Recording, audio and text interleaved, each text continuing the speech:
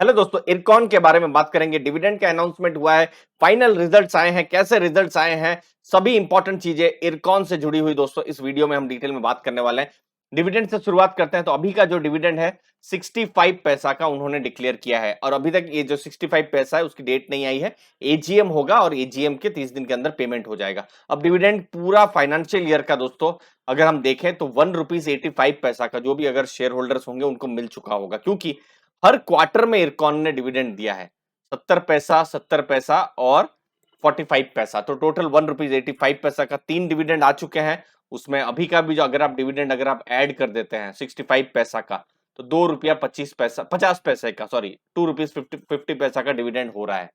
Share price आप देखेंगे ₹40 का है, तो उसके हिसाब से डिविडेंड यील्ड 6.25% हो जा रही है। लेकिन ये बात भी मैं मानता हूं कि अभी तो मार्केट गिरी है तो शेयर इसका भी करेक्ट हुआ है, क्योंकि इरकॉन एक टाइम में 45 में भी ट्रेड करता था, 50 में भी ट्रेड करता था। तो समझ लीजिए किसी इन्वेस्टर ने 50 में भी अगर लिया है इरकॉन का स्टॉक, तो भी अगर उनको ₹2.5 मिल जा रहे हैं, पूरे मिले तो नहीं है, मिल जा रहे हैं, तो भी उनके लिए 5% की डिविडेंड यील्ड तो हो ही सकती है, अगर वो जो भी है रिकॉर्ड डेट तक होल्ड करेंगे, जब भी डेट्स आएंगी। शेयर प्राइस अभी ₹40 का है और ईपीएस अभी बढ़कर 6.3 हो गया है। अब रिजल्ट्स पर नजर डालते हैं। तो देखिए, रेवेन्यू फ्रॉम ऑपरेशन अगर आप जनवरी से मार्च 2021 से 22 अगर आप कंपेयर करें तो 22% बढ़े हैं। लगभग 3000 करोड़ का रेवेन्यू रहा है क्वार्टर 4 में। प्रॉफिट्स 242 करोड़ के रहे हैं और ये 42% ग्रोथ हुए हैं। प्रॉफिट बिफोर टैक्स जो है डी ग्रो हुआ है अगर आप जनवरी से मार्च 2021-22 को कंपेयर करते हैं। अब ये बहुत ही इंपॉर्टेंट है और ये डेटा को मैं थोड़ी देर के बाद फिर से एनालिसिस में लूंगा ताकि आपको और समझ में आए। देखिए, रेवेन्यू 7379 करोड़ का है, मतलब कंपनी ने इतना कमाया है पूरे साल में। अब यही 2020-21 साल जो कोविड वाला साल था, कितना कमाया था? 5349 करोड़, मतलब 38% कंपनी ने कमाया है। ठीक है, अब उसमें से जो खर्चे हैं, खर्चों को अगर आप निकाल दें तो कोर कितना रहा? अर्निंग बिफोर इंटरेस्ट टैक्स, जो डिप्रिसिएशन एमोर्टाइजेशन, एबिटा जिसे कहा जाता है, 646 करोड़, ये भी इंक्रीज हुए हैं। मार्जिन्स कम हुए हैं क्योंकि इस साल कॉस्ट प्रेशर रहे ही हैं, मेटल के प्राइसेस ऊपर रहे हैं और वो बिल्कुल दिख रहा है कि मार्जिन्स यहाँ पर कम हो रहे हैं 8.76%, जो कि 10 पॉइंट, तो ये एक न्यूट्रल या फिर नेगेटिव चीज देख सकते हैं। लेकिन आप यहां पर देख सकते हैं प्रॉफिट आफ्टर टैक्स 50% बढ़ा है, 391 करोड़ से लगभग 600 करोड़ तक प्रॉफिट्स हुआ है और प्रॉफिट मार्जिन 7.1% से 7.8% हो गए। तो मार्जिन उनके प्रॉफिट्स के इंक्रीज हुए हैं। 7.8% ठीक ठाक मार्जिन है, but year on year increase हुए हैं, ये एक पॉजिटिव चीज है।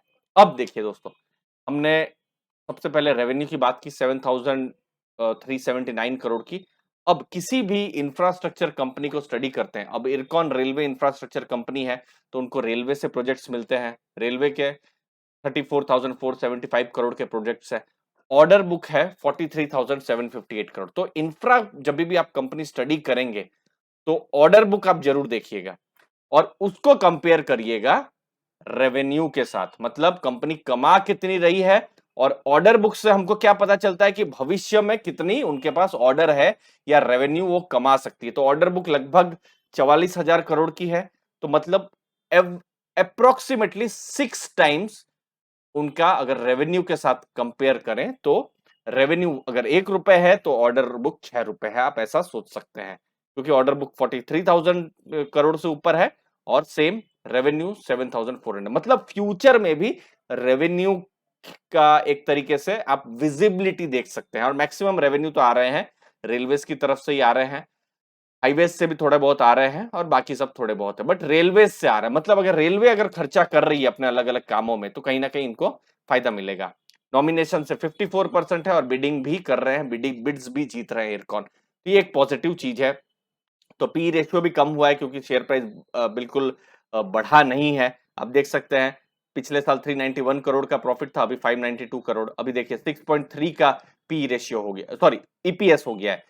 पहले 4.16 था, मतलब जो भी है 40 को आप 4 से डिवाइड करते थे तो 10 की पी रेशियो आती थी। अब आप 40 को 6.3 से डिवाइड करेंगे तो पी रेशियो कम हो रहा है, तो कहीं ना कहीं वैल्यू जोन में तो आ ही रहा है। लेकिन क्या मार्केट रिकॉग्नाइज करेगी वो समय ही बताएगा। अब ये है कुछ ऑर्डर्स, उनको अलग अलग रेलवे से ऑर्डर मिले हैं, जैसे रेलवे का इलेक्ट्रिफिकेशन का ऑर्डर, फिर इनफैक्ट ये मेरे लिए भी सरप्राइजिंग था, उनको एक सोलार पावर प्लांट का भी उनको एक प्रोजेक्ट मिला हुआ है, और फिर ये एक और रेलवे का प्रोजेक्ट है, फिर कोई international airport, Guwahati international airport का भी प्रोजेक्ट मिला हुआ है। तो अलग अलग प्रोजेक्ट उनको मिले हुए हैं, रेलवे से रिलेटेड, सोलार से रिलेटेड और फिर हाईवे से रिलेटेड। तो इंटरेस्टिंग रहेगा कि किस हिसाब से बिजनेस ग्रो कर रहा है, ऑर्डर बुक ग्रो कर रही है, रेवेन्यू ग्रो कर रहा है। आपको क्या लगता है कि क्या कंपनी वैल्यू जोन में है? इन नतीजों के बाद जरूर कमेंट सेक्शन में बताइएगा। धन्यवाद आपके टाइम के लिए। थैंक यू वेरी मच दोस्तों, धन्यवाद।